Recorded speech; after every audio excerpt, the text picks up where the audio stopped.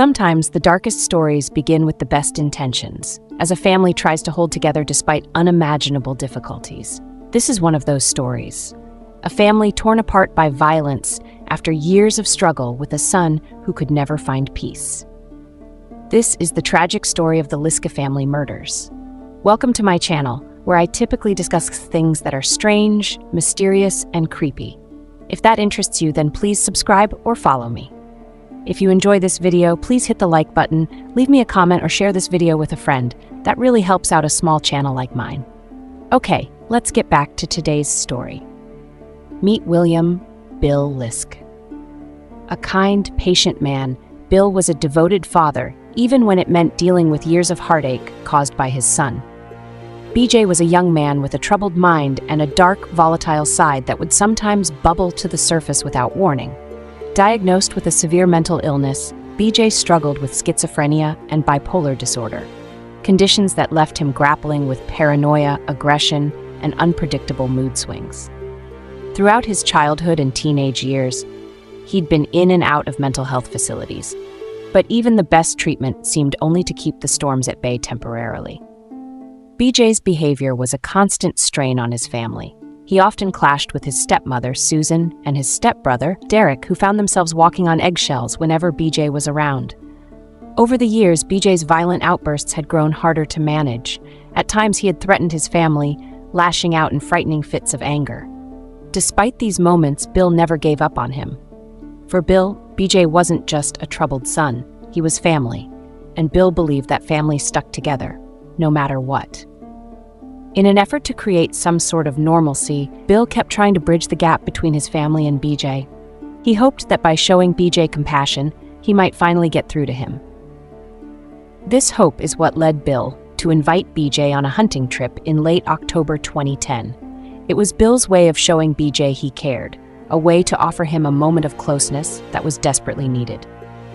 The trip went smoothly, and for a brief moment, it seemed like things might be looking up. After the hunting trip, BJ and his father returned to the family home, where they joined Susan and Derek for a family gathering. It was an evening full of laughter, a rare moment where everyone let their guard down.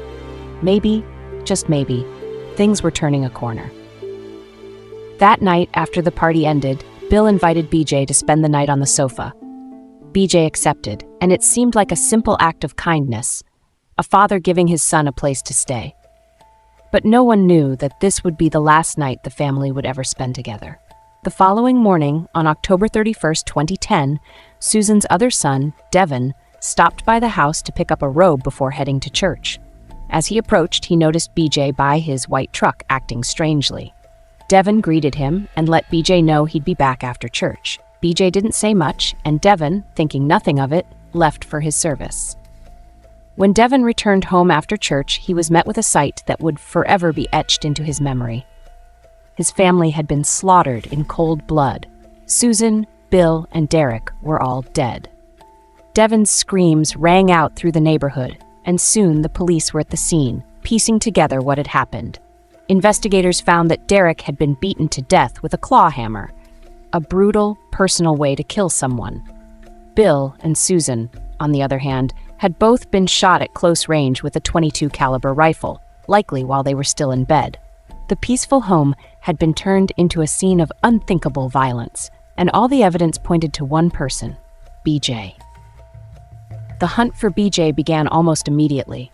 Given his history and the fact that he'd been spotted outside that morning, he quickly became the prime suspect. As the police scoured the area, they remembered a family cabin in the woods where BJ sometimes went. They suspected he might try to hide there. Their instincts were right. When they arrived at the cabin, they found BJ inside, silent, as if he'd been waiting for them. He didn't resist when they arrested him. In his truck, police found the murder weapon, stained with his family's blood, and all the physical evidence linking him to the scene. It was a chilling end to a manhunt that had barely begun. With the weight of evidence against him, BJ eventually accepted a plea deal, sparing him the death penalty. In exchange, he pleaded guilty to all 3 murders and was sentenced to life in prison without the possibility of parole. But the story doesn't end there. 1 year after his conviction in 2011, BJ was found dead in his prison cell. He had taken his own life. Some believe that the crushing guilt had finally gotten to him. Others think that his long-standing mental health issues had simply spiraled out of control in the isolation of prison. Either way, his death marked a tragic end to a story already filled with loss and grief. The Liskey family's story is one of those rare and haunting cases where even the deepest love couldn't save them from tragedy. Bill Liskey tried to his very last day to give his son a place in their family. But in the end, BJ's inner demons proved too much for him and for everyone around him. It's a heartbreaking reminder of the limits of love and the unpredictable, often devastating nature of untreated mental illness. A family torn apart by violence, a father's love tested to its limit, and a son lost to his own darkness? The Liskey family murders leave us with unanswered questions, lingering sadness, and the unsettling reality that sometimes, no matter how hard you try, you can't save everyone. Thanks so much for watching.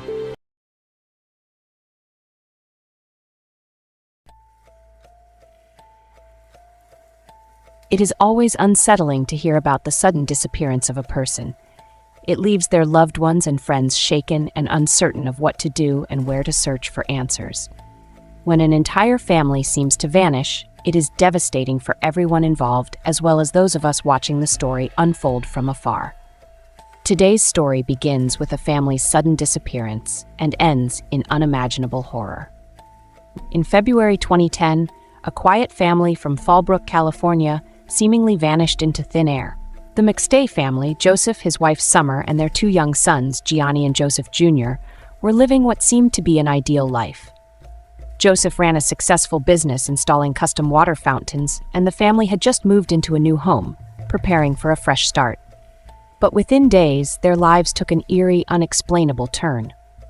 What followed would be years of haunting mystery, unanswered questions, and one of the most disturbing cases in modern history. This is the chilling story of the McStay family disappearance and murder, a story that shocked investigators, puzzled neighbors, and left an entire community searching for answers. It all began on February 4th, 2010. Joseph and Summer were in the middle of their regular routine. Joseph had been busy with work calls and emails, and around 7:47 p.m. he sent his last email of the day. That evening, a neighbor's surveillance camera picked up the family's white Isuzu Trooper leaving their driveway at 7:47 p.m. But after that, it was as if the McStays had simply vanished. Days turned into weeks, and with no contact from any of them, Joseph's family grew alarmed. On February 13th, 9 days after the McStays were last seen, Joseph's brother Michael went to their home. Inside, he found the family's two beloved dogs alone and unfed, dishes stacked in the sink, and groceries left out to rot. There were no signs of forced entry, no indications of a struggle, just the quiet remnants of a family life left abruptly frozen in time. The local authorities were soon involved. But as they delved into the McStays' financial records, phone records, and movements, the case became more baffling. Strangely, their white SUV was discovered on February 8th, 4 days after they disappeared, parked near the Mexican border in San Isidro. Even more intriguing, security footage showed what looked like a family of 4 crossing the border on foot that same evening. Investigators initially wondered, could they have fled to Mexico? Friends and family, however, doubted this theory. The McStays had no known connections in Mexico, and there was no reason for them to leave suddenly. Yet the border footage and abandoned car left investigators with few other leads, and for nearly 4 years, the mystery lingered, gnawing at everyone who knew the family. Then in November 2013, a breakthrough shattered the silence. A motorcyclist riding through the Mojave Desert near Victorville, California, spotted something unusual: 2 shallow graves in a remote sandy area. Police arrived, and what they unearthed was grim. They found 4 skeletons, 2 adults and 2 children, bound with electrical cords and brutally beaten. Dental records soon confirmed what many had feared. These were the remains of Joseph, Summer, and their young sons, Gianni and Joseph Jr. The family, who had once dreamed of building a beautiful life, had met an unfathomable end, buried together in the middle of nowhere. The discovery launched a renewed investigation. If the McStays hadn't willingly fled to Mexico, then who was responsible for their gruesome murders? As detectives revisited old evidence, they found themselves re-examining someone close to Joseph, his business associate, Charles Chase Merritt. Merritt was a welder who had collaborated with Joseph on his water fountain business. At first glance, he appeared devastated by the loss of his friend, but soon inconsistencies began to surface. Phone records showed that Merritt had been the last person Joseph called on the day he vanished. Financial records painted an even darker picture. In the days following the family's disappearance, Merritt had written multiple checks from Joseph's business account totaling over $20,000. Investigators noted Merritt's gambling addiction and financial struggles, which led them to a chilling conclusion. It appeared that Merritt had been embezzling from Joseph's company, and when he feared Joseph might discover his actions, he orchestrated the unthinkable. In 2014, after mounting evidence pointed directly at him, Merritt was arrested and charged with the murders of the McStay family. Prosecutors argued that he had killed the family to cover up his theft, staging their disappearance to create the illusion they'd willingly left for Mexico. They alleged that Merritt used a sledgehammer to carry out the killings, a fact corroborated by the severe blunt force injuries found on the bodies. The trial, which took place in 2019, was nothing short of harrowing. In court, the prosecution detailed Merritt's history of fraud and deception. His defense claimed there was no concrete proof tying him to the murders and suggested that other business partners or family members could be involved. But for the jury, the financial evidence, phone records, and Merritt's own suspicious behavior told a compelling story. In June 2019, Charles Chase Merritt was found guilty of 4 counts of murder and later sentenced to death, marking the end of a tragic, years-long mystery. The McStay family case is a haunting reminder of how fragile life can be and how betrayal can emerge from those closest to us. For Joseph, Summer, Gianni, and Joseph Jr., their dreams were cruelly stolen, leaving behind a trail of heartbreak and devastation for their family and friends. Yet, even in their absence, their story serves as a lasting testament to the importance of justice, no matter how deeply buried it may be. Thank you so much for watching. If you want to see more stories of true crime, mysterious events, and more, then please subscribe and take a look at some of the other videos I have to offer.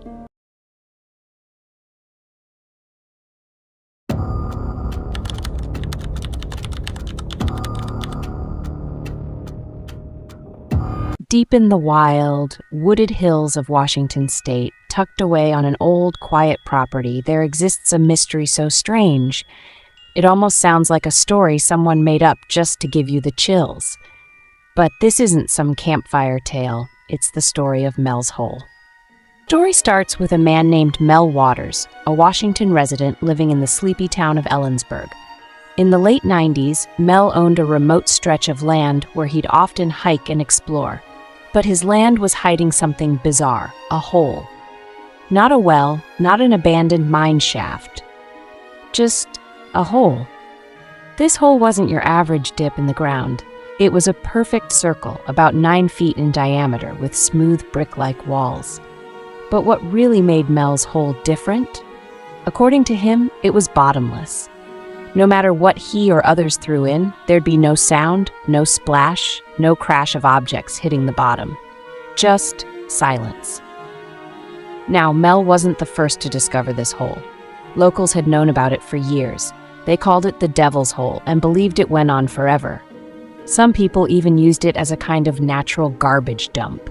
They'd throw in old tires, junk, even large appliances, and everything would vanish, with never a sound of it hitting the bottom. Curious, and probably a little freaked out, Mel wanted to test just how deep it was. So he grabbed some heavy fishing line, attached a weight, and began lowering it down. He let that line down for hours, and when he finally ran out of line, he'd lowered it over 80,000 feet, nearly 15 miles deep. For context, that's almost twice the height of Mount Everest. And yet, he still couldn't find the bottom. But that's not even the strangest part. Over time, people began noticing that the hole seemed to have some kind of mysterious power. Legend has it that a local threw his dead dog into the hole one night, only for that same dog to be seen walking around the area a few days later. There was even talk that it could revive people if their remains were tossed in. Did it really happen? Well, no one could prove it, but locals would swear by these tales. Now, if you're thinking this sounds too wild to be real, you wouldn't be alone. Most people would dismiss a story like this as a tall tale, except that Mel went on the national radio show Coast to Coast AM with Art Bell in 1997. This was the show where people would share their most bizarre experiences, and listeners loved Mel's strange and fascinating story. He spoke calmly and with detail, which made people feel like he genuinely believed in what he was saying. Soon after Mel's radio appearance, things got even weirder. According to him, government agents showed up on his property, and his land was suddenly off limits. There were reports of black helicopters flying overhead, and he claimed that government officials even tried to buy his land. When he refused, they allegedly forced him off the property, saying it was no longer safe for him to live there. Mel didn't let it go, though. He said he managed to get back onto his land once the agents left. When he approached the hole, he noticed that strange changes had taken place. The area around it looked different, as if someone had done some kind of testing or even construction. And now Mel couldn't get as close to the hole as he had before. It was as though it was being guarded by some invisible force. The story takes yet another strange twist. Mel began telling people about other unusual experiences in the area around the hole. According to him, strange artifacts and metallic objects would appear near the hole, and some people reported seeing beams of light coming out of it late at night. Mel was convinced that there was more to this hole than anyone realized. Back on Coast to Coast AM, people from all over the world called in with their own theories. Some said it was a portal to another dimension. Others claimed it was a bottomless pit made by ancient civilizations or even aliens. A few believed it connected directly to the ocean floor or even to some sort of underground government facility. Every theory only added to the mystery. But then, just as the story started to gain traction, Mel vanished from the public eye. He stopped appearing on the radio and went silent. Some people believe he was paid off by the government to keep quiet, while others say he was intimidated into silence. A few conspiracy theorists even think that Mel never actually existed at all, that he was just a made-up character designed to feed into an elaborate cover-up. Over the years, many have tried to find Mel's hole, but no one's ever been able to locate it. There are no official records of the property he described, and those who venture into the remote hills of Ellensburg come up empty-handed. If the government was involved, they covered their tracks perfectly. Or maybe it was just a story. So, what is Mel's hole? A gateway to another dimension, a government experiment gone wrong, or just a strange story spun by a man who wanted to freak people out? We may never know. But one thing's for sure. If you ever find yourself wandering alone in the woods and you see a dark, endless hole at your feet, maybe it's best to just walk away. Thank you so much for watching. Please don't forget to subscribe for more mysterious stories like this one, true crime cases, and more.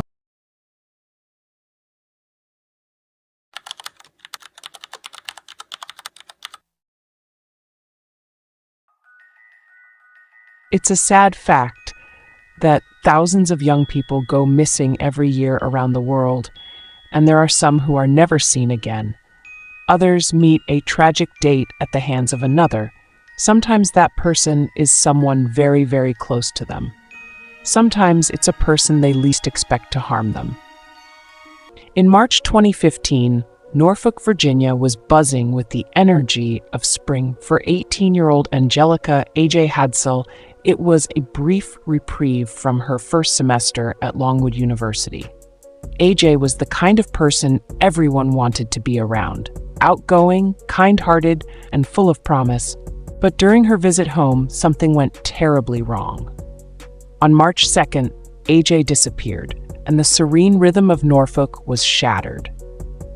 AJ Hadsell was described by friends and family as the epitome of positivity. A stellar student, athlete, and musician, she had big plans for her future. Her college friends recalled her as driven and ambitious, while her family saw her as a beacon of light.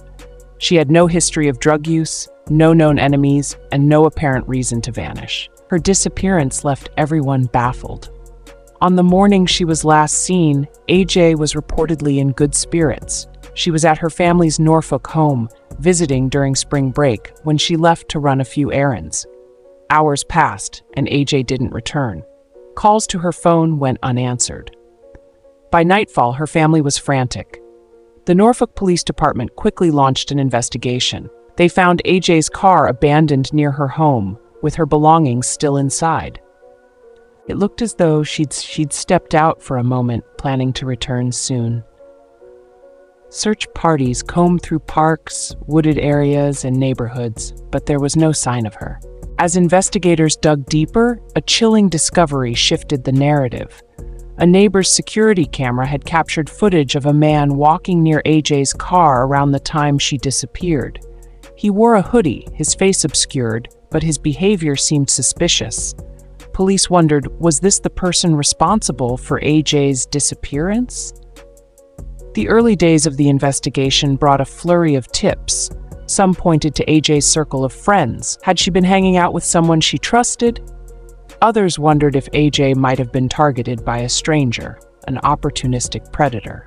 One lead in particular caught the attention of investigators.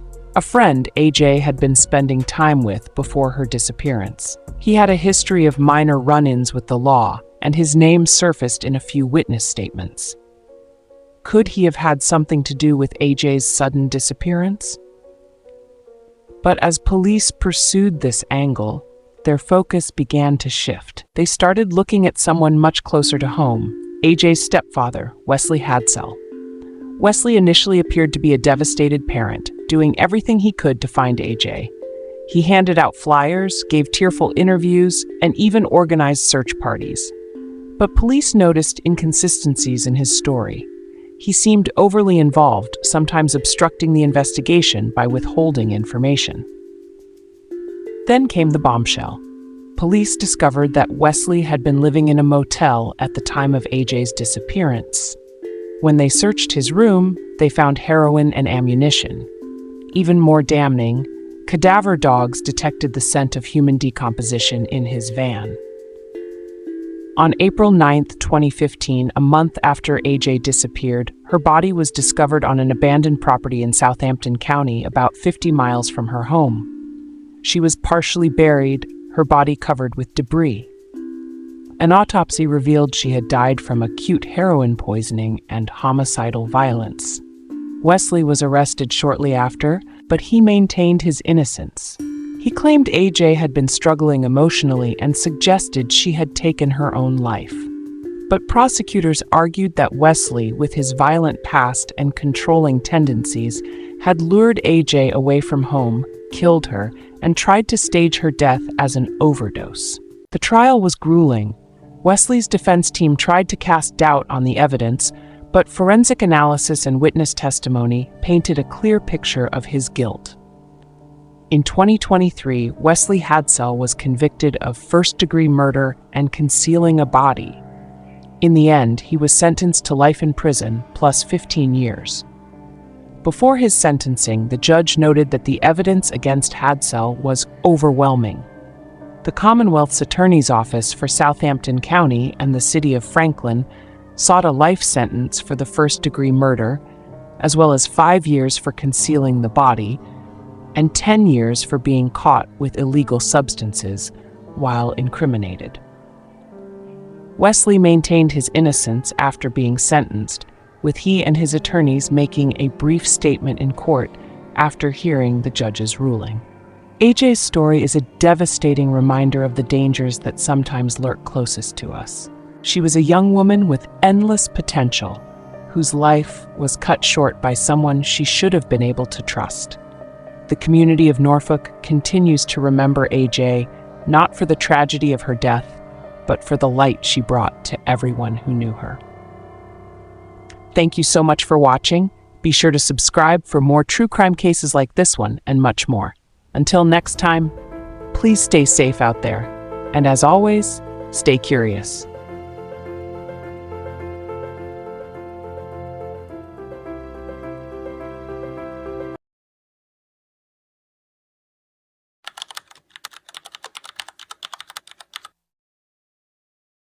On September 9, 1999, 36-year-old Gurley Chu Hasenkopf disappeared from her Albuquerque, New Mexico apartment. What followed wasn't just a typical missing persons case. It spiraled into one of the strangest and most unsettling criminal investigations in American history.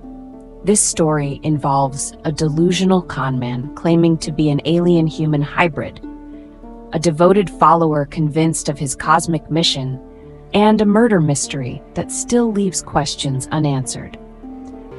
Okay, now let's dive into the bizarre and chilling case of Gurley Chu Hasenkopf.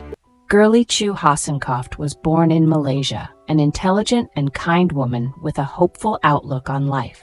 In the early 1990s, she met Diazian Hasenkopf, a man who seemed too good to be true.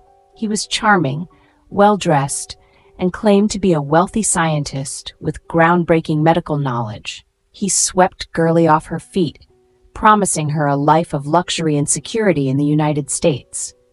But once married, Gurley discovered that Diazian was a liar and manipulator. He wasn't a doctor or a scientist, but a career conman with a knack for deception. He also had a dark side. Diazian was abusive and controlling, frequently threatening Gurley and forbidding her from contacting friends or family. The breaking point came when Gurley learned that Diazian had been lying about having cancer, a condition he had used to garner sympathy and scam money from others. She finally left him in 1999, filing for divorce and moving into her own apartment. But Gurley's newfound independence would be short-lived. On September 9, 1999, Gurley didn't show up for work at the bank, a move that alarmed her coworkers, who immediately contacted the police. When officers arrived at her apartment, they found signs of a struggle. The carpet was soaked with bleach, suggesting an attempt to clean up blood, and there were clear drag marks. Investigators soon learned that Gurley had confided in friends that she feared for her life. She had told them that if anything happened to her, her estranged husband, Diazian Hasenkopf, would be responsible. As police delved into Diazian's life, they uncovered a web of deceit that seemed ripped from a science fiction novel. Diazian claimed to be an alien-human hybrid, immortal, and sent to Earth to prepare humanity for a great cosmic battle. He told his followers that he was developing a serum to grant eternal life and cure all diseases, a claim that helped him scam countless victims out of their savings. But Diazian didn't work alone. Investigators discovered that he had a loyal follower, Linda Henning, a successful fashion designer and conspiracy theorist who had become infatuated with him. Linda believed every word Diazian said and viewed him as a messianic figure. Linda and Diazian's beliefs grew increasingly bizarre. They spoke of alien abductions, reptilian overlords controlling the government, and the need to eliminate threats to their divine mission. Gurley, in their eyes, had become one of those threats. The investigation quickly pointed to Diazian and Linda as prime suspects.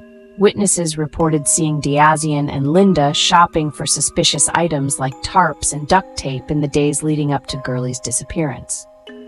Blood matching Gurley's DNA was found in Diazian's car, on a tarp, and at Linda's home. But the strangest twist came when Linda's own blood was discovered at Gurley's apartment. Investigators speculated that Linda had injured herself during the struggle.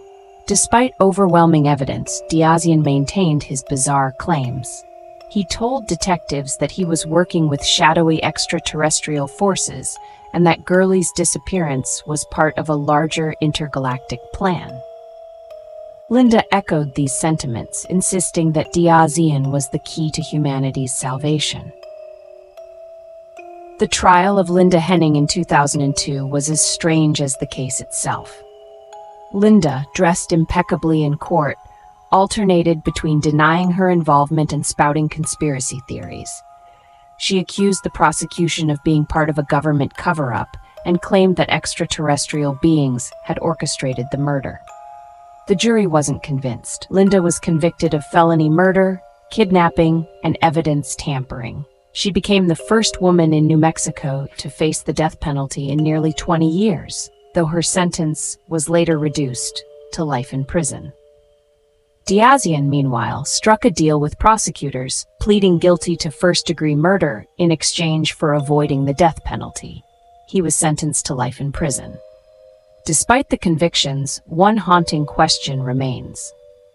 What happened to Gurley's body?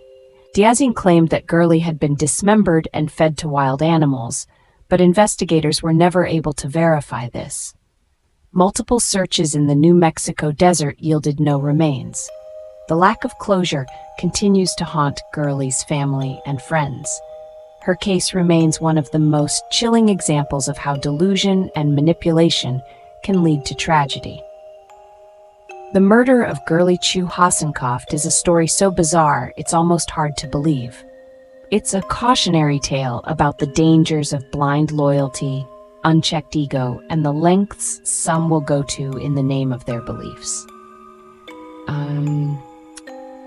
As you think about this case, ask yourself, how did someone like Diazian Hasenkopf manage to manipulate those around him so completely? And what does it say about the power of belief? Let us know your thoughts in the comments. Thank you so much for watching. Be sure to subscribe for more true crime cases like this, mysterious events, and more. Until next time, please stay safe, and as always, stay curious.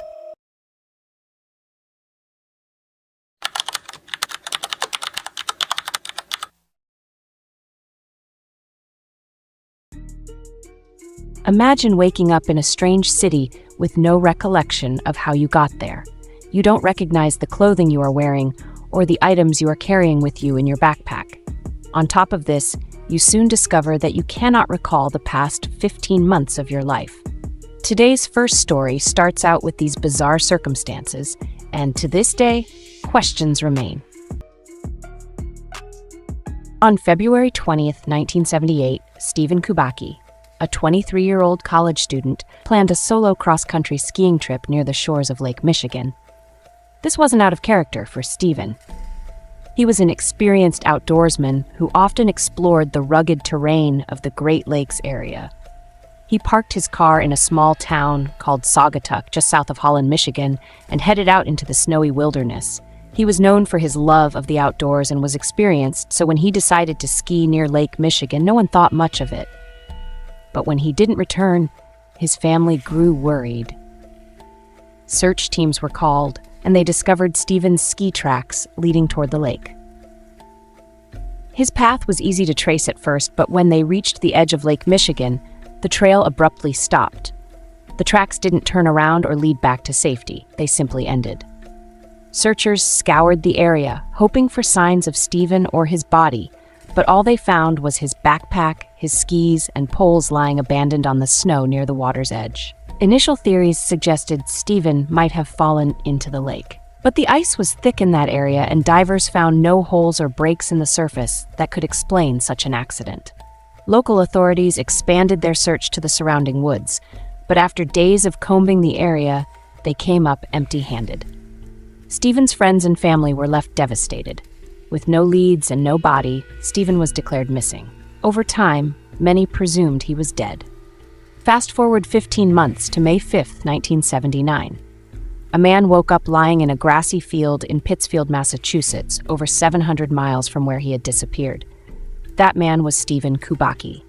Stephen's return was as baffling as his disappearance. He had no idea how he ended up in Massachusetts or what had happened to him during the previous 15 months. Even more bizarre, Stephen wasn't physically injured. He was in good health. Better than one might expect for someone who had been missing for over a year. When Stephen reunited with his family, he was wearing clothes that weren't his. In his possession were a small backpack, maps of various locations across the U.S., and receipts from places he didn't recognize. These receipts suggested he had been traveling extensively during the time he was missing, but Stephen had no memory of visiting any of these places. To add to the mystery, Stephen didn't appear traumatized or disoriented. If anything, he seemed calm. When asked where he had been, Stephen could only say he didn't know. He had no memory of what had happened after setting off on his skiing trip. Stephen's disappearance and reappearance have inspired a wide range of theories. Some believe he suffered from dissociative fugue, a rare psychological condition triggered by extreme stress or trauma. In this state, a person might lose their identity, wander to new locations, and later have no recollection of their actions. But there are elements of Stephen's story that challenge this explanation. For one, dissociative fugue is usually accompanied by signs of psychological distress or confusion upon the person's return. Stephen exhibited none of this. He seemed remarkably composed, as if his 15-month absence had been a normal part of his life. Others have pointed to the so-called Great Lakes Triangle, a mysterious region around the Great Lakes known for unexplained disappearances. Could Stephen have stumbled into a kind of time slip, temporarily exiting our reality? Some suggest this might explain why he woke up in a different state with no memory of the intervening time.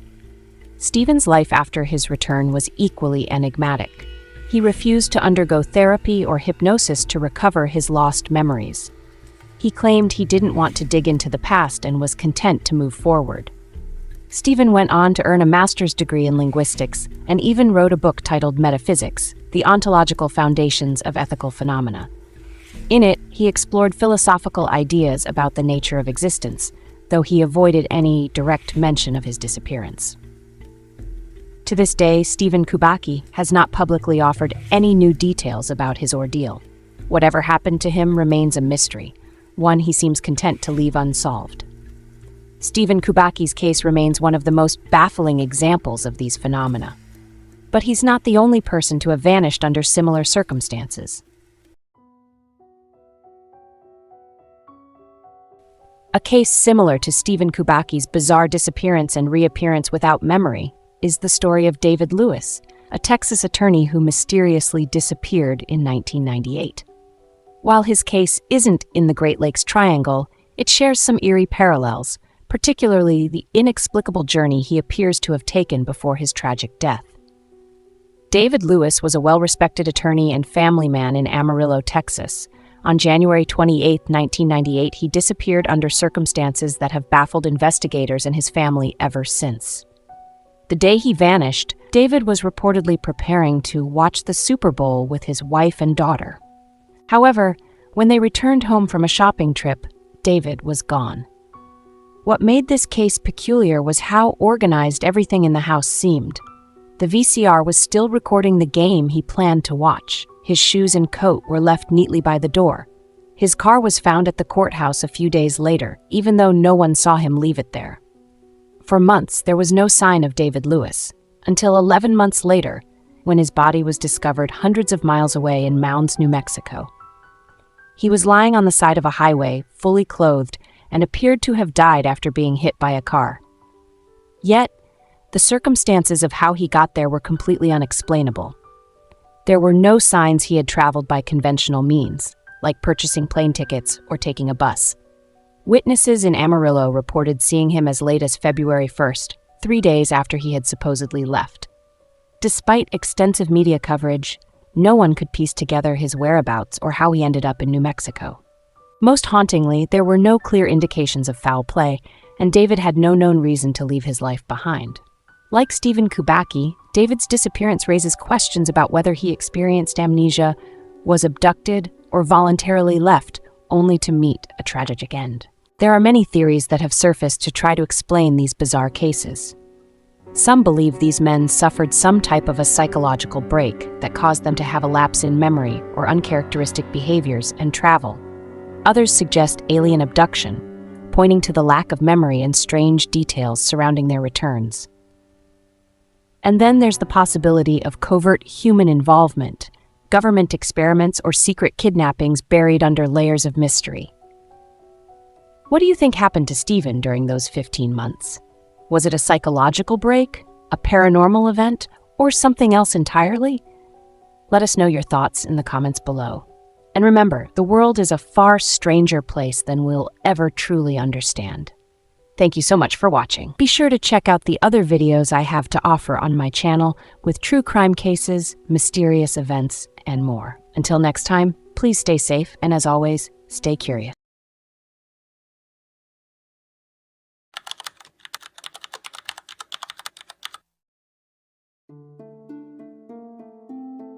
There are some horror films that are clearly based on true events and even marketed as based on a true story. Then there are those that have eerily similar circumstances to real-life crimes, but have never been verified to be truly inspired by real events. This story involves one of those cases, and whether the film was inspired by a true crime case or not, there are similarities that are quite interesting, to say the least. It was a warm summer evening in Arroyo Grande, California, on July 22, 1995.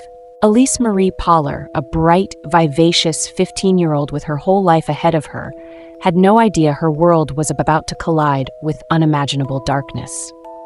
This is the story of how Elise became the center of a horrifying crime that would later draw comparisons to the 2009 horror film Jennifer's Body, a chilling narrative of innocence destroyed by misguided malevolence. Elise was not your average teenager. Born on April 24, 1980, she was the eldest daughter in a loving family. Her parents described her as outgoing, kind-hearted, and full of life. Elise excelled academically and was active in her community, singing in her church choir and participating in school events at Arroyo Grande High School. She dreamed of becoming a model or actress, aspirations fueled by her natural beauty and charisma. But beneath the idyllic exterior of her life lurked a troubling undercurrent, a group of troubled teenage boys who would ultimately shatter her world. Royce Casey, Jacob DeLashmutt, and Joseph Fiorella were not the type of boys Elise typically associated with. They were known in their community for their dark, rebellious personas. Heavily into drugs and death metal music, the trio idolized bands like Slayer, whose lyrics often delved into macabre themes. But their interest in this genre went beyond mere fandom. It became a chilling blueprint for their actions. The boys believed in a twisted notion. They thought committing a human sacrifice would bring them success as a band. They referred to this ritual as their pact with the devil. And tragically, they saw Elise Poller, with her radiant presence and connection to their social circle, as the perfect target. Elise was lured from her home that night under false pretenses. Joseph Fiorella, the youngest and arguably the most disturbed of the group, convinced her to sneak out to meet them in a secluded eucalyptus grove not far from her house. Unaware of their sinister intentions, Elise trusted them, a fatal mistake. Once in the grove, the boys attacked her. They strangled her with a belt and repeatedly stabbed her in what they believed was a sacrificial ritual. The brutality of the murder was staggering, and Elise's suffering unimaginable. The boys left her body in the grove, returning several times over the following months, even bringing others to view the remains. Elise's parents reported her missing the next day, but it would take 8 agonizing months before her body was discovered. The case had gone cold until Royce Casey, racked with guilt and seeking redemption, confessed to the police in March 1996. His testimony shocked the nation. Casey revealed the group's motive, detailing how they believed Elise's death would make their band successful and bring them closer to Satan. Authorities found Elise's body exactly where Casey described. The eucalyptus grove, once a serene part of the landscape, became a site of horror. The other 2 boys, DeLashmutt and Fiorella, were quickly arrested. All 3 were charged with first-degree murder. The trials were deeply emotional, as Elise's family faced the reality of the senseless violence inflicted on their daughter. All 3 boys were convicted and sentenced to lengthy prison terms. Joseph Fiorella received 26 years to life, Jacob DeLashmutt 25 years to life, and Royce Casey, whose confession had aided the investigation, 21 years to life. For Elise's parents, their daughter's murder was a devastating loss. But they sought to honor her memory by advocating for parental awareness of violent media and its potential influence on impressionable minds. Over a decade after Elise's murder, the 2009 horror film Jennifer's Body was released. The movie tells the story of a high school girl who is killed as part of a satanic ritual by a rock band seeking fame, only to return as a vengeful demon. While the filmmakers have never explicitly cited Ellis's case as inspiration, the parallels are striking and have fueled speculation for years. Elise's story has left an indelible mark, serving as a stark reminder of the dangers of desensitization and the power of unchecked influence. Elise's life was tragically cut short, but her story lives on as a cautionary tale. It's a narrative of trust betrayed, innocence lost, and the devastating consequences of dark ideologies. While justice was served, the wound left by her loss remains raw for those who knew and loved her. The eucalyptus grove where she was killed stands as a somber testament to the fragile line between light and darkness, a reminder that evil often lurks in the most unexpected places. Thanks so much for watching. Be sure to subscribe for more true crime stories like this and more mysterious and creepy content. Until next time, please stay safe, and as always, stay curious.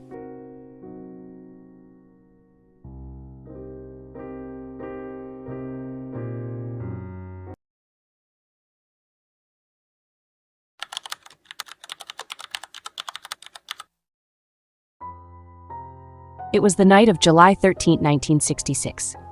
8 young women, all nursing students, had gathered together in a modest townhouse on East 100th Street in Chicago. Some were already asleep, others were laughing quietly, sharing stories, thinking about their future careers. None of them could have guessed that lurking nearby was a man with a dark plan, a man who would go down in history as one of America's most notorious killers, Richard Speck. To understand how that quiet Chicago townhouse became the site of such horror, we need to go back in time, to the early years of Richard Speck's life. Born on December 6, 1941, in Kirkwood, Illinois, Speck was the 7th of 8 children. His early childhood was difficult but relatively stable. His father, Benjamin, was a hardworking man, a factory worker with a reputation for being strict but loving, and his mother, Mary, was known to be a devoted parent. But all of that changed in 1947, when Richard was just 6 years old. Benjamin Speck suddenly died of a heart attack. This loss sent shockwaves through the family, and it would mark the beginning of Richard's descent into violence and crime. Not long after Benjamin's death, Mary remarried a man named Carl Lindbergh, a man with a drinking problem and a long rap sheet. Carl was abusive and harsh, and young Richard, who had adored his father, quickly grew to despise his stepfather. Throughout his teenage years, Speck became increasingly angry, turning to alcohol and getting into frequent fights. At the age of 16, he dropped out of school, a decision that would further fuel his spiral into crime. By his late teens, Richard Speck was already well acquainted with the law.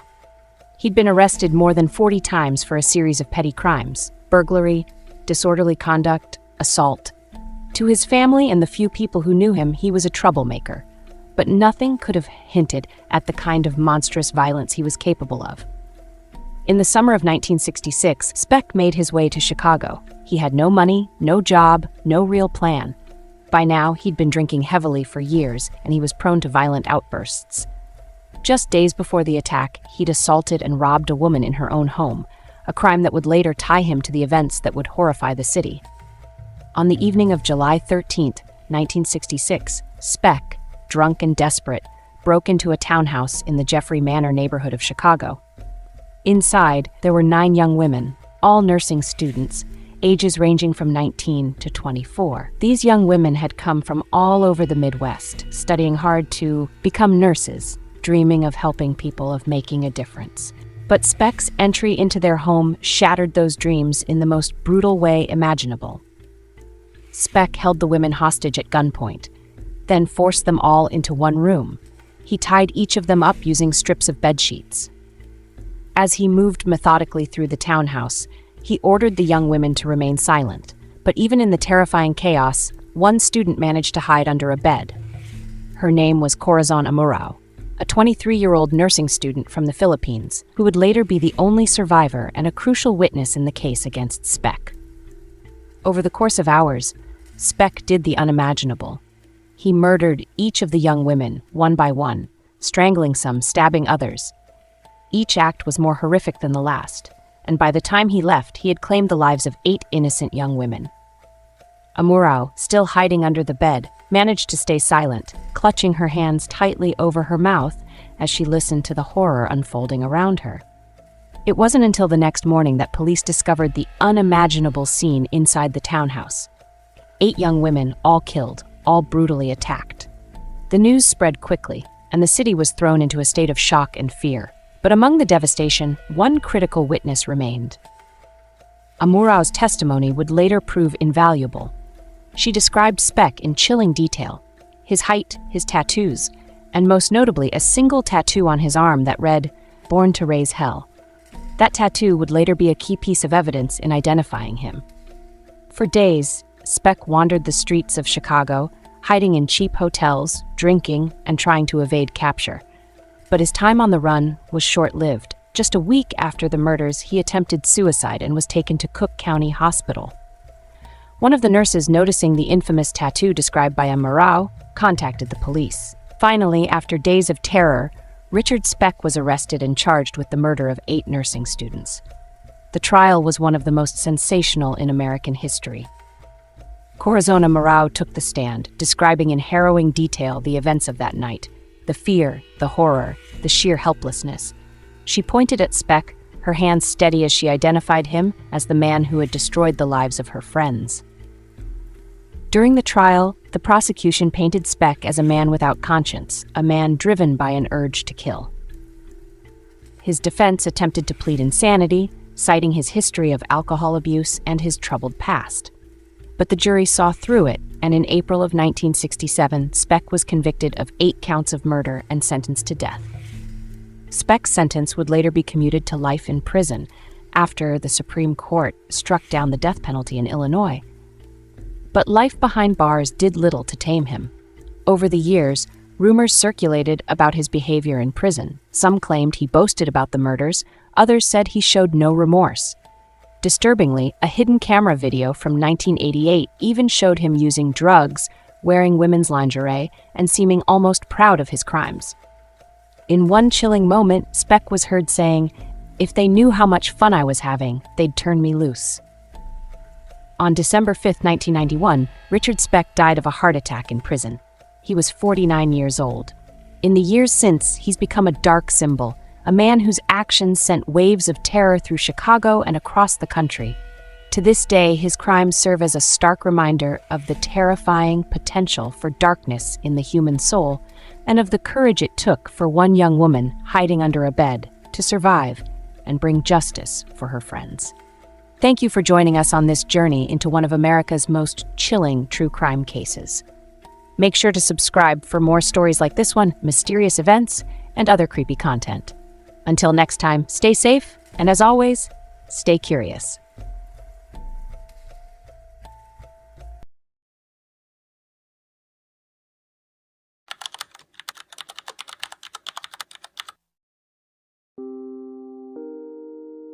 Sometimes there are details surrounding a true crime case that makes a senseless crime even more shocking.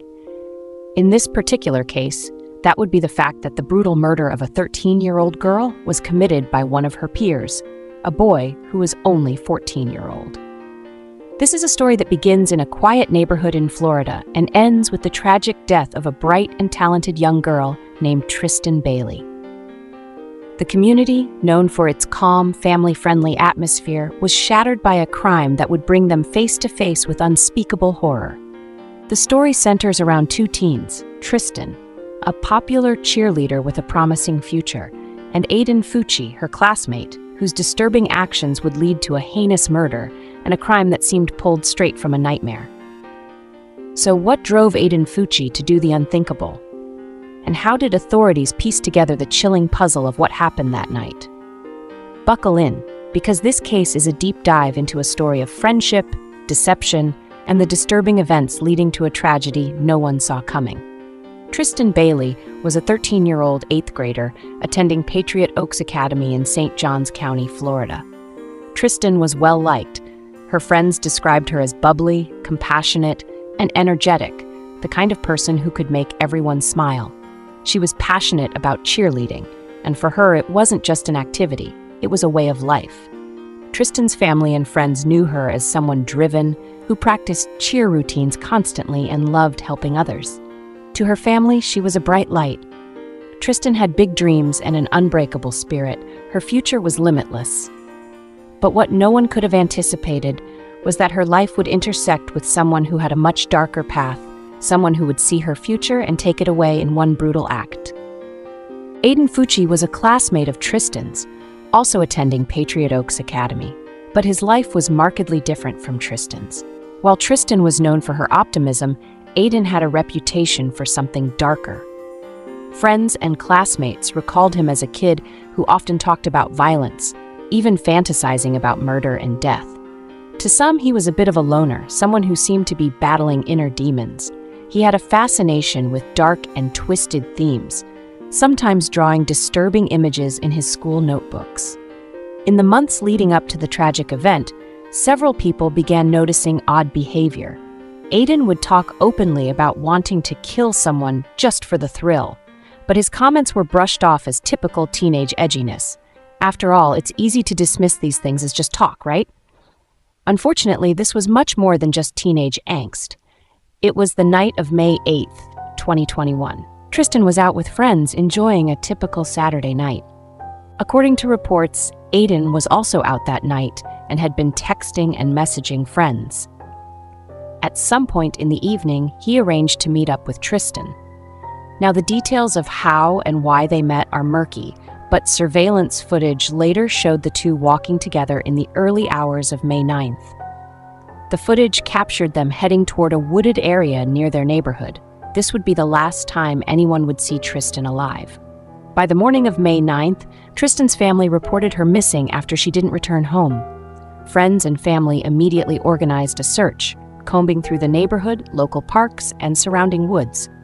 As hours passed, everyone grew more desperate. Then, in the early afternoon, a chilling discovery was made. A neighbor found Tristan's body in a wooded area near a retention pond. She had been brutally attacked, stabbed 114 times.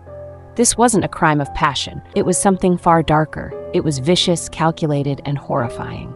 The search for a missing girl had ended, and the hunt for her killer had begun. The police quickly zeroed in on Fucci. His erratic behavior, fascination with violence, and connection to Tristan made him an immediate suspect. Investigators pulled surveillance footage from homes around the neighborhood, piecing together the timeline from that night. Aiden was seen walking with Tristan toward the woods, but he was later captured on footage walking alone, holding what looked like his shoes. When police brought Aiden in for questioning, he denied any involvement at first, giving inconsistent stories. But as investigators pressed, his story started to fall apart. Soon they searched his home, where they found clothes matching what he was seen wearing in the surveillance footage, and they were covered in blood. Further testing confirmed that it was Tristan's blood. Then, in a chilling twist, investigators found disturbing messages on Aiden's phone. He had sent messages to friends bragging that he planned to kill someone and had even taken selfies in the back of the police car, smirking and making mocking comments. It seemed unreal, like something out of a horror movie. But this was no movie. This was real life, and the brutality was all too real. Here is a clip of some of what Aiden shared on Snapchat as it was shown in court. Fucking cop car. Yep. Tristan. What's up, guys? Tristan, if you fucking walk out the damn... When you see this in a month, having fun in a fucking cop car. Yep. Tristan. What's up, guys? Tristan, if you fucking walk out the damn... When you see this in a month, Then I'm gonna play the next one. Cop car, guys. Tripping, dude. It's in a fucking cop car, guys. Tripping, dude. With the evidence stacked against him, Aiden Fucci was charged with the murder of Tristan Bailey. Despite his age, the severity of the crime meant he was tried as an adult. The prosecution painted a picture of a teenager who had fantasized about killing and finally acted on his twisted impulses. They argued that this wasn't a spur-of-the-moment act. This was premeditated.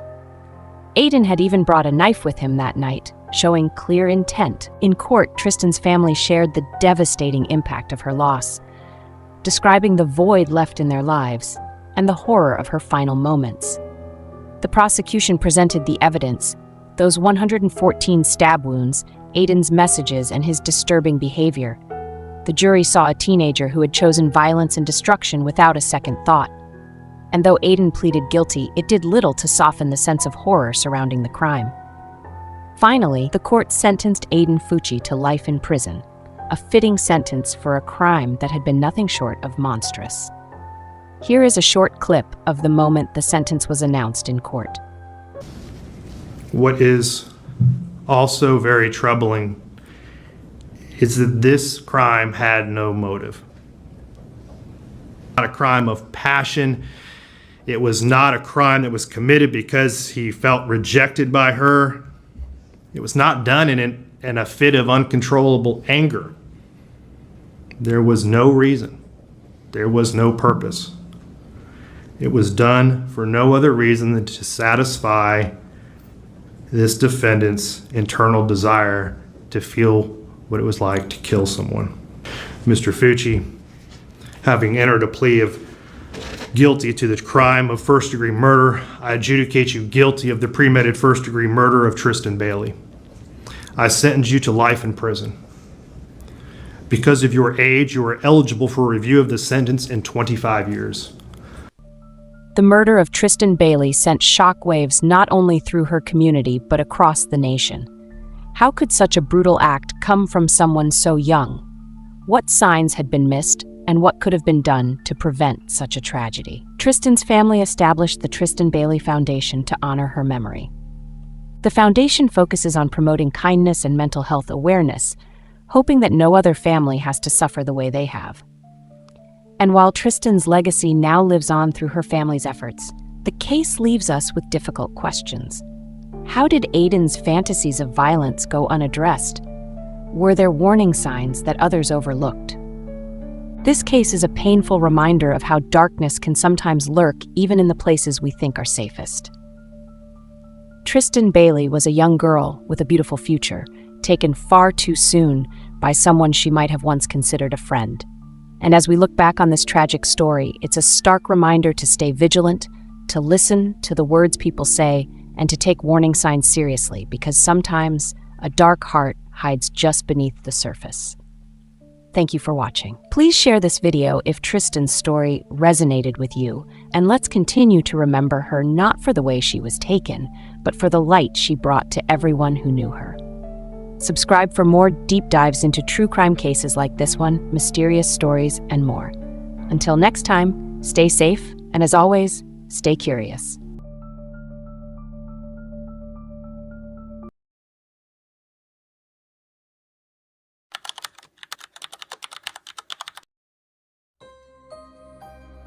According to the National Missing and Unidentified Persons U.S. database, which is funded by the U.S. Department of Justice, more than 600,000 people go missing annually.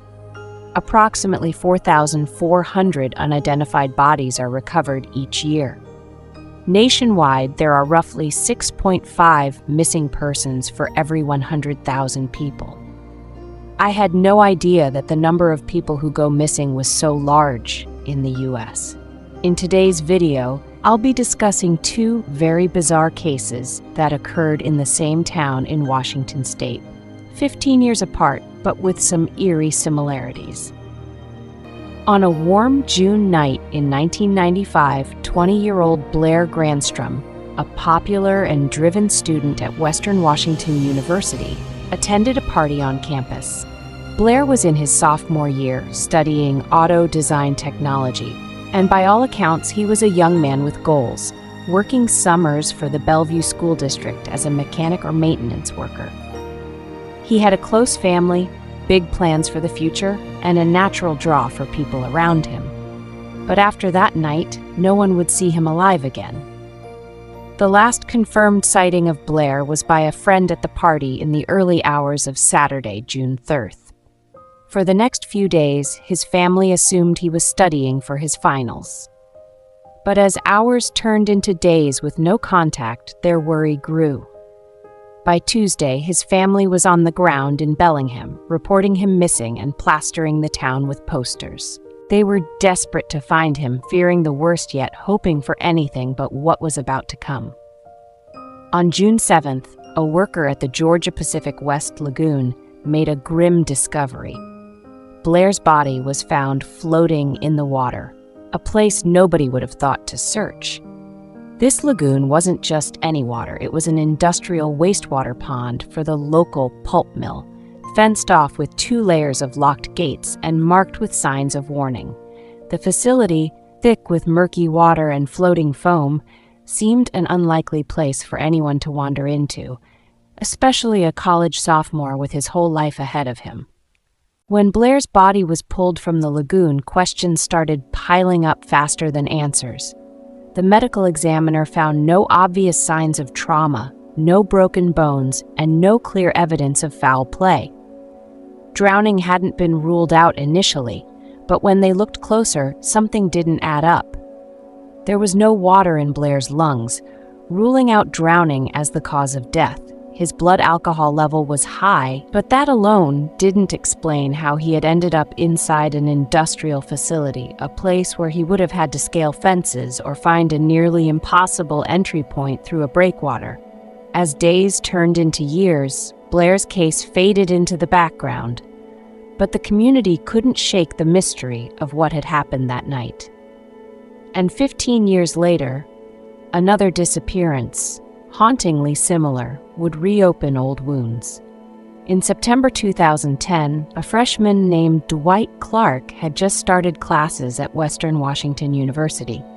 Dwight was known for his love of skateboarding and his tight-knit relationships with family and friends. He was constantly texting, sending thousands of messages each month, staying connected even while adjusting to college life. On the night of September 25th, Dwight attended an off-campus party not far from where Blair had disappeared all those years ago. At around 2 a.m., Dwight left the gathering, telling friends he was heading back to his dorm, less than a mile away, but Dwight never made it back. For days, friends, family, and authorities scoured the area, searching every corner of campus and the nearby town. What puzzled investigators even more was a strange text sent from Dwight's phone about 40 minutes after he left the party. It was blank. Just an empty message sent from downtown Bellingham, not far from a pond near campus and in the opposite direction of his dorm. As the days dragged on, the town grew tense. No one could understand how Dwight, a grounded young man who was excited about college, could simply vanish without a trace. Then, on October 5th, the search came to a devastating end. Authorities found a body in a pond near campus, and soon after it was confirmed to be Dwight. His ID, credit cards, cell phone, and cash were still with him, untouched, as if he had simply laid down in the water and drifted away. The preliminary autopsy was unsettling. Dwight had no signs of trauma, no external or internal injuries that would explain how he had ended up there. The police were left baffled, describing his case as highly suspicious but unable to find any indication of foul play. Just like with Blair, there was no logical explanation for how or why Dwight had ended up in the water. The toxicology report would take weeks, but the absence of injuries left investigators and his family without the answers they so desperately needed. These 2 young men, separated by 15 years, disappeared under strikingly similar circumstances. Both in the same small town, both after leaving a party at Western Washington University, and both were found in a body of water with no signs of trauma or struggle. Each case left a hole in the hearts of their families and cast a shadow over the campus, lingering long after the searches ended. To this day, Blair Grandstrom and Dwight Clark's cases remain unsolved mysteries, haunting the town of Bellingham. How did these 2 young men, full of life and promise, vanish in the same place under such inexplicable circumstances? It's a question that lingers, a mystery woven into the history of the town, and a story that may never find resolution. But one thing is certain: for those who knew Blair and Dwight, The memory of their tragic disappearances serves as a stark reminder of how quickly and quietly a life can be lost, leaving behind only questions that may never be answered. Thank you so much for watching this video. Be sure to subscribe for more mysterious stories, true crime, and more. Until next time, please stay safe, and as always, stay curious.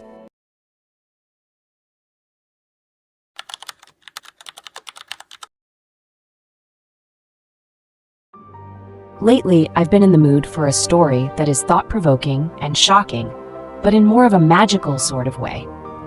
There are plenty of supposedly true accounts of paranormal or unexplained phenomena on the internet, including those who have claimed to be traveling through time. The story I'm about to share has been called one of the most convincing stories of time travel out there, at least according to some. I'll let you decide what you think after hearing the details. The curious case of Sergei Ponomarenko, time traveler or hoax. Imagine an ordinary spring day in Kyiv, Ukraine in 2006. The streets are bustling with people, everyone moving to their own rhythm, barely noticing one another.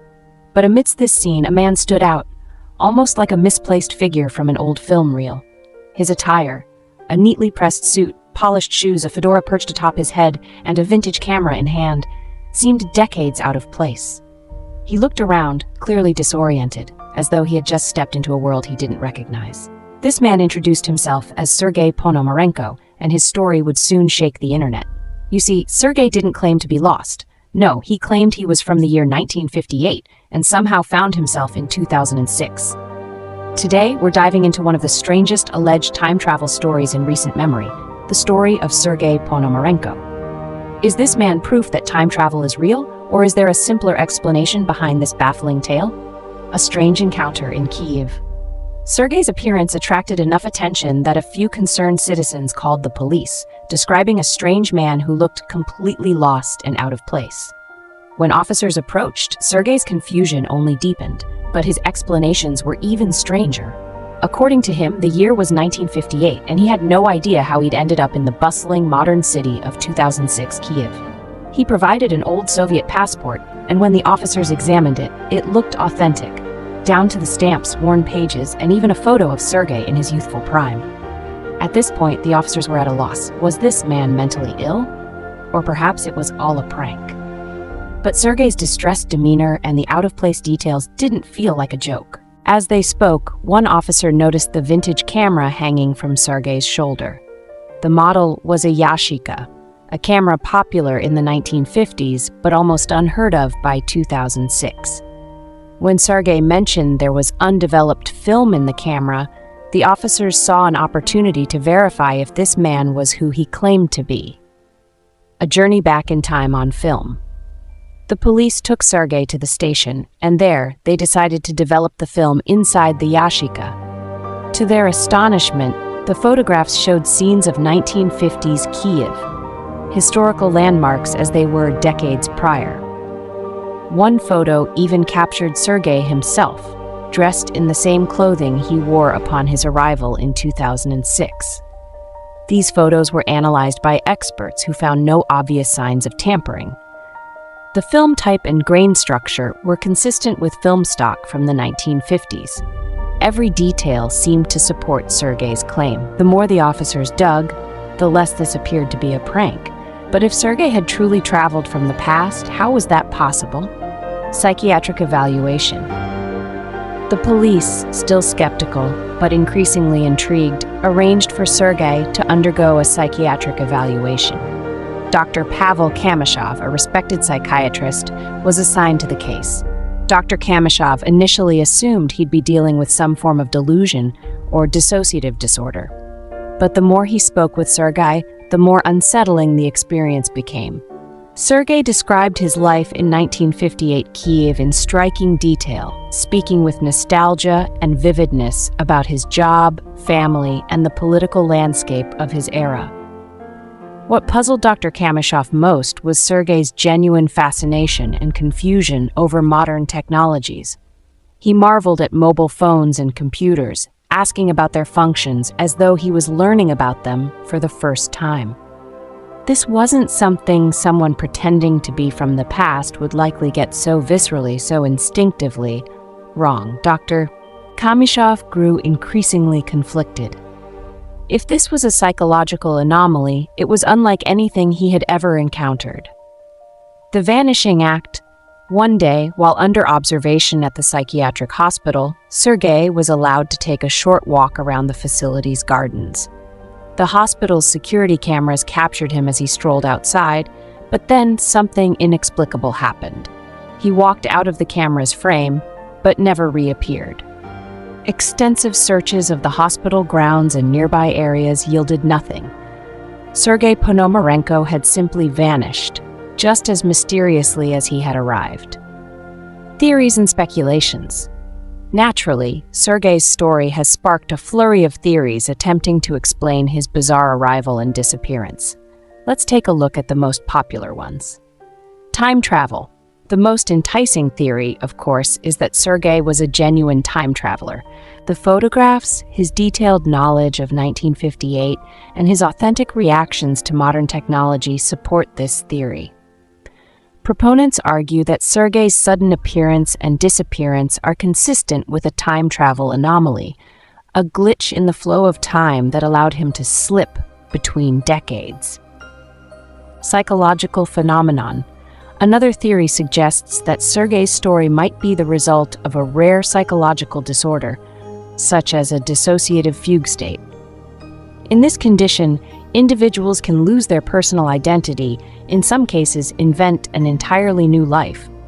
But this theory falls short of explaining the old photographs and Sergei's disappearance. Elaborate hoax. Skeptics argue that this whole event could be a carefully crafted hoax.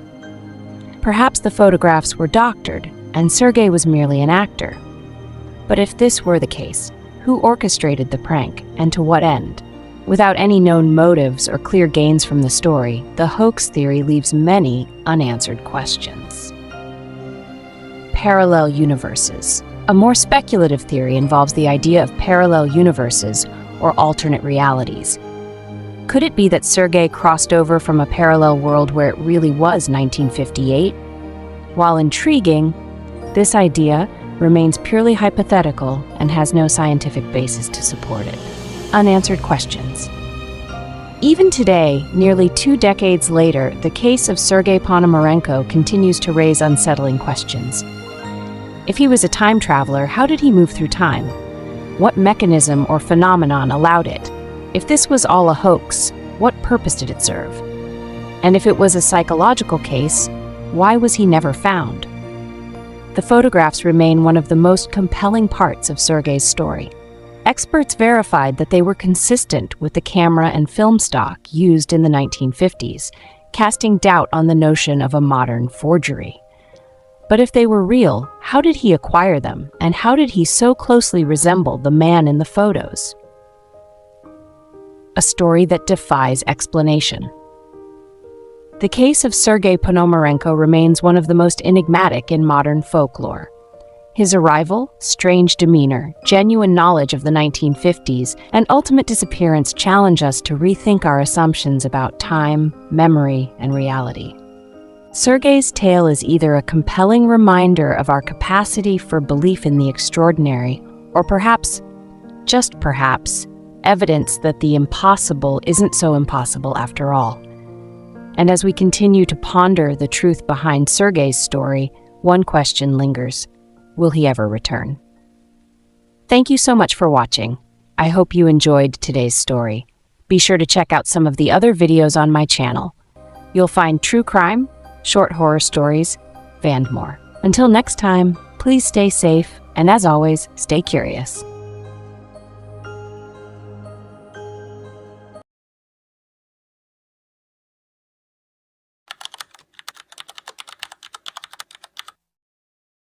Oftentimes, when we hear of a particularly brutal true crime case, we are left scratching our heads and asking ourselves how someone could do such a thing to another human being.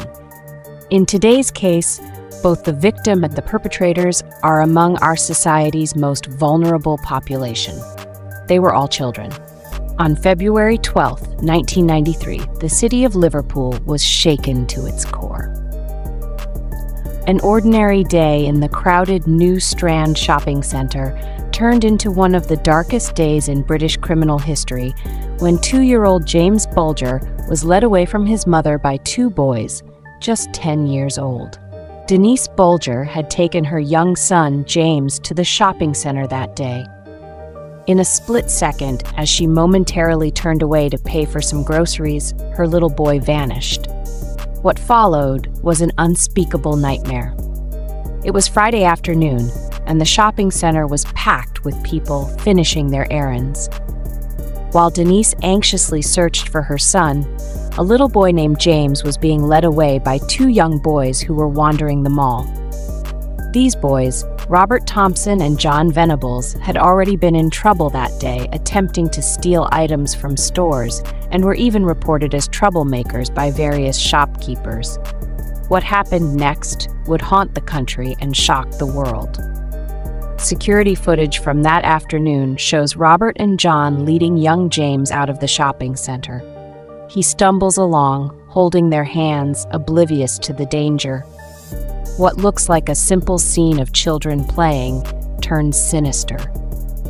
As the 3 boys left the mall, witnesses reported seeing James with his kidnappers.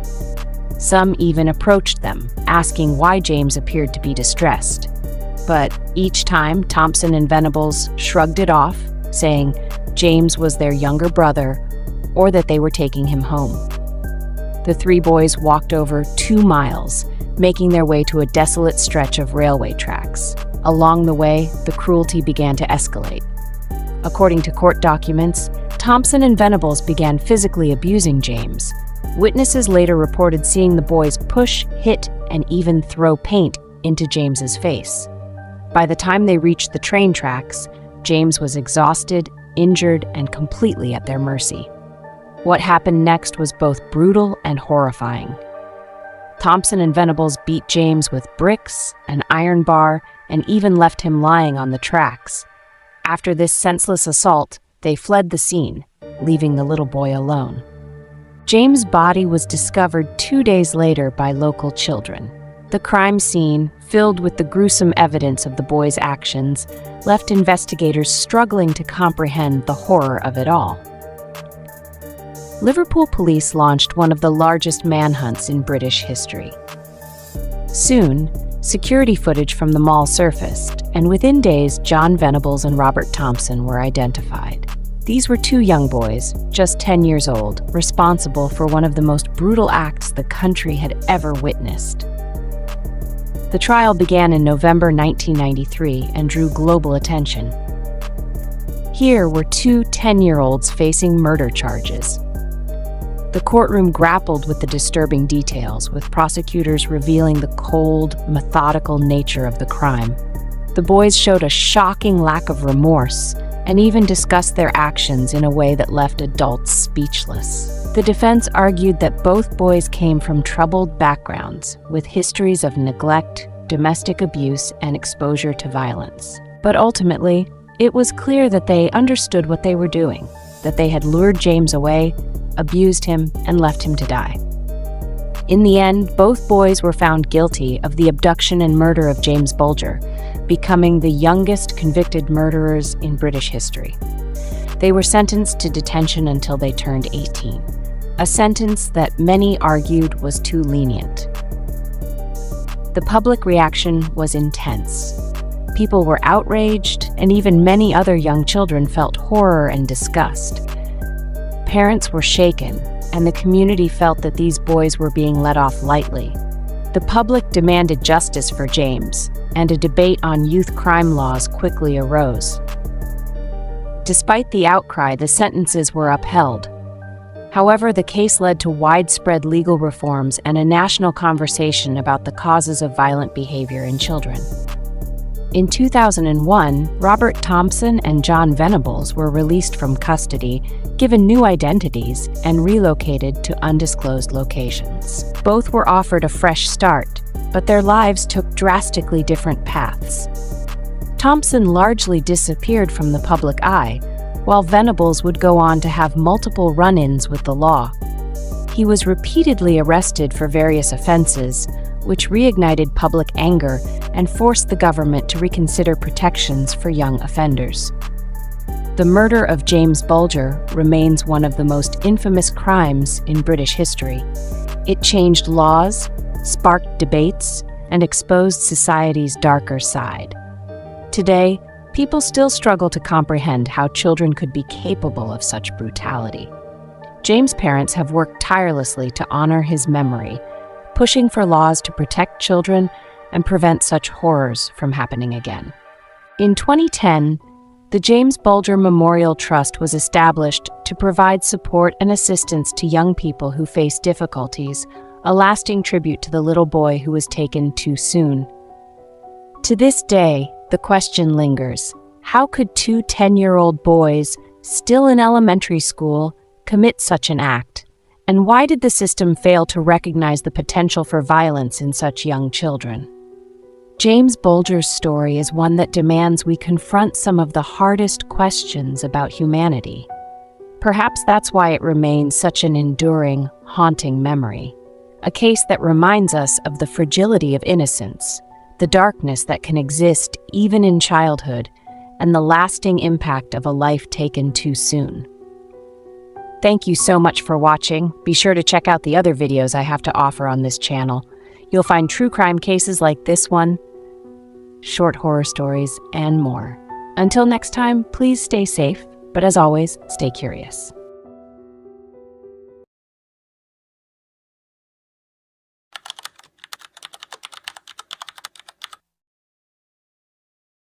Today's story is something completely different than covering a true crime story or discussing a dark, mysterious event. It is something far more chilling, something insidious that may be woven into the fabric of our society today. I am talking about something called Wedico. Imagine a force so powerful, so insidious, that it can infect minds like a virus, feeding on the darkest corners of the human soul. But this isn't some virus you can see under a microscope or eliminate with a vaccine.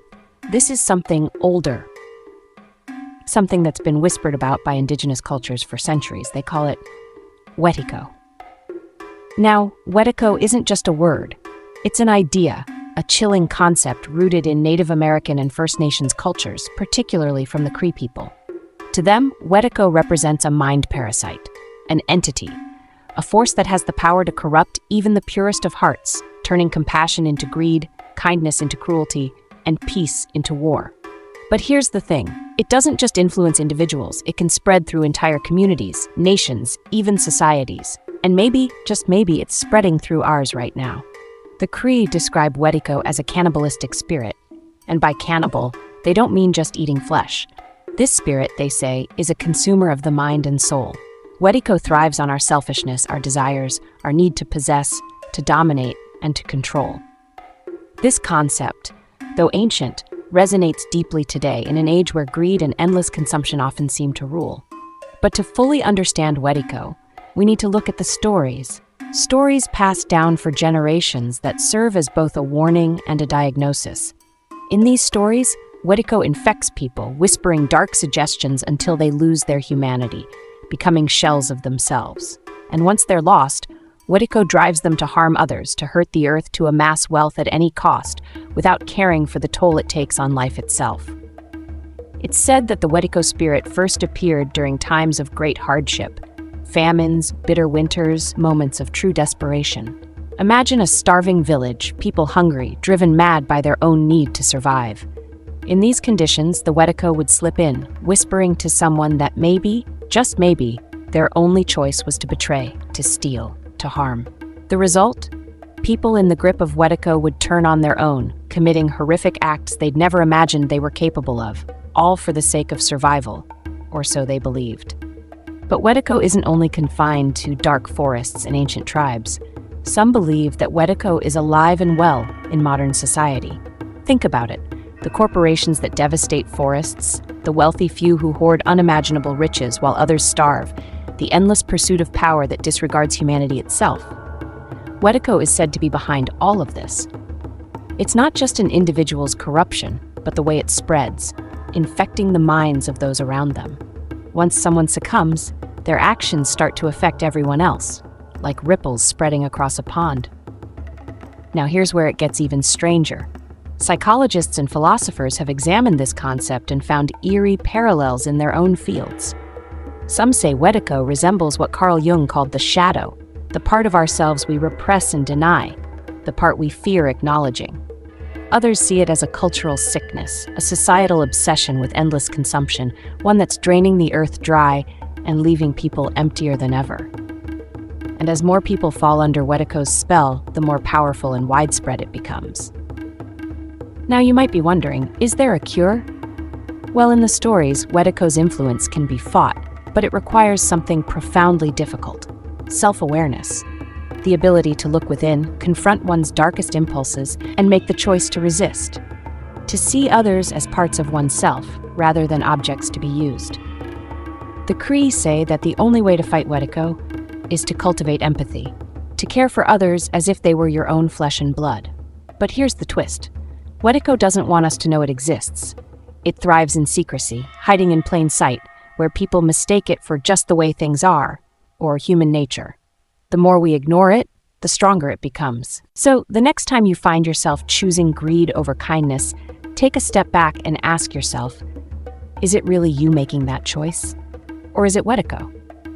In the end, Wetiko isn't just a story or a warning. It's a challenge, a test to see if we can rise above the darkness within ourselves and just maybe preserve what's left of our humanity. So the next time you feel a selfish urge or catch a glimpse of greed and hunger for power around you, remember Wetiko. Because maybe, just maybe, it's closer than you think. Thank you so much for watching. Be sure to subscribe and check out all the mysterious and creepy content on my channel. Until next time, stay safe, and as always, stay curious.